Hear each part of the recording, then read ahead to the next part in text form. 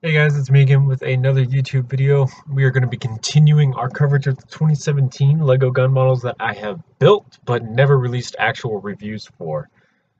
Hopefully I will be done with all of the 2017 models about Christmas time so I can start working on the review video for this year and getting a full playlist up and running. But for now, like I said before, we're going to continue on with our coverage. This is literally just pretty much a remake. This is the MP5A3 Mark III base model Mastery Edition. So let's break that down a little bit. This is an MP5A3. That's the first thing of note. The second thing is that this is a Mark III version. So I've done plenty of MP5s before, and I think I've gotten the upper receiver down almost perfect where I want the upper receiver to be. But I never got the lower receiver where I wanted it to be. So I was working on doing an experimental lower receiver, and the lower receiver came out perfect. So what I did was basically just took the lower receiver and then I combined it with the upper receiver that I liked, and that's how I got my newest Master Edition for the MP5. So that's what this is. This is literally just the MP5A3 Mark III base model Master Edition. The base model in this designation is that this is the MP5 that I will be using from now on if I'm making any other MP5s. If I'm making any more MP5Ks, MP5 PDWs, MP5 SDs, anything and everything involving the MP5, this is the model that I will be starting with. So that's pretty much it when it comes to knowing more information about this model in particular. So with that said, this image is the rendered image. This was rendered using Blue Render. Links in the description for all the programs that I use. And standard questions if you guys have any questions. And this is what it looks like inside of LDD itself. So this was a fairly cool gun to build. I actually really like this model in particular. The straight handguard instead of the angled handguard is a little bit nicer in my opinion. I just like it more, and it will probably feel really comfortable as well. But without further ado, let's get into this model. So we'll start with the low receiver. The low receiver is quite interesting because it incorporates a couple different techniques that really come together really well. So this is a 3-stud wide grip, but it has these plates on it that angle out in just all these ways so that it gets wider at the bottom and then slopes inwards at the top.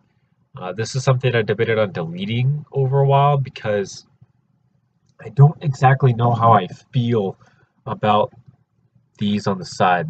If their lines were a little bit smoother, I'd probably like them more, but they're just kind of plates added on. So I don't think I like these as much. Go ahead and comment down below as to whether or not I should remove these or keep these on the model itself. It's rounded off in the back, just like the front, so that everything is nice and comfortable. This comes to a Technic-built trigger guard, so this is a lot sturdier than a standard stud-built one. This trigger guard, despite being on a 3-stud wide grip, is still 2 studs wide, which is nice. This piece needs to kind of come in just a little bit. Oh, apparently I can't. You can push that in. The trigger, of course, is movable. The fire selector and safety actually works. Generally speaking, I don't make fire and safety levers that stop the trigger from actually being pulled, but you can see this little bar in front of the trigger, and when you flip up the actual safety itself, that bar is removed and will allow you to pull the trigger as needed. So I usually don't do that, but this model I went ahead and I made that, and that was something cool to do. And this uses the standard MP5 magazine release button, which is just, or paddle, which is this right here. You push in this paddle, magazine will drop out. The stock on this model itself, you just simply push on this little button, which will drop down this bar because this is on a pivot point, which will allow you to extend the stock as needed to the length desired. Fire selector is ambidextrous, of course, and the magazine release is also ambidextrous. Magazine itself is of a 3-stud wide nature. It narrows down to 2 stud wide at top with an exposed bullet. This uses a Technic form of connection for LDD, and would quite possibly, I'm thinking about trying this in the future. The inside of this would be completely hollow, and the thing that would basically hold everything together would be a rubber band going through the inside of it. That's something that someone else in the community has worked on, and I kind of want to see if I can do it as well. So that's something that I might look into during future investments. Magwell is 5 studs wide, with a very interesting shape to it, as you can see. It just kind of flares upwards going that direction. Excuse me. Up receiver is pretty standard. It gets 6 studs wide at the most using the standard 45-degree 2x2 slopes. And then down here, again, 2x2 slopes. The shell ejection port's right here. Excuse me again. The next curve on top of the receiver itself was actually built using sideways cheese wedges. This was a pretty fun thing to do. Rail system is 3 studs wide, and then the sights are standard HK drum and stick sight, I guess. I know this back one is called a drum. I forget what the front one is. Our post. Drum and post sights with a ring around the front. These are highlighted in orange to make them highly visible for whatever you are aiming at. The charging handle is of this design. This is actually a really nice design. I really like how this turned out. You can pull it back and it will lock back in this little notch right here. Handguard itself, like I said, pretty standard. The curves on it are as follows, as you can see. These are probably some of the best curves I've ever gotten out of an MP5 model.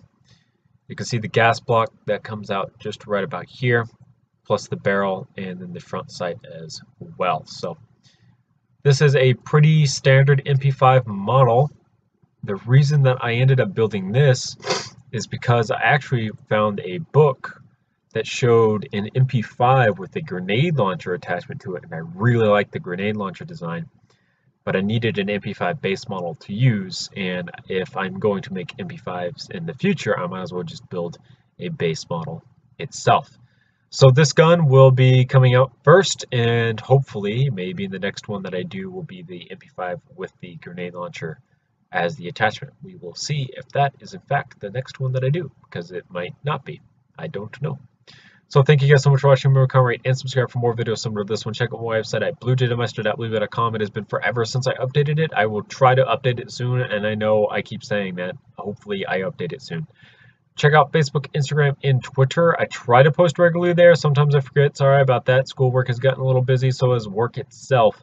We will see about trying to get more postings done regularly to the website and Facebook, Instagram, and Twitter.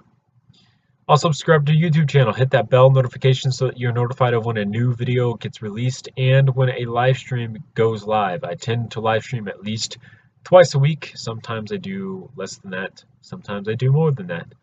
Who knows? My schedule's a little kind of up in the air right now when it comes to doing things. Sorry about that, guys. So yeah, see you guys later in another YouTube video sometime soon. Check out the description, by the way, for some questions and whatnot that you guys might have that get answered. So check that out, just you know, in case you need something to be answered. See ya.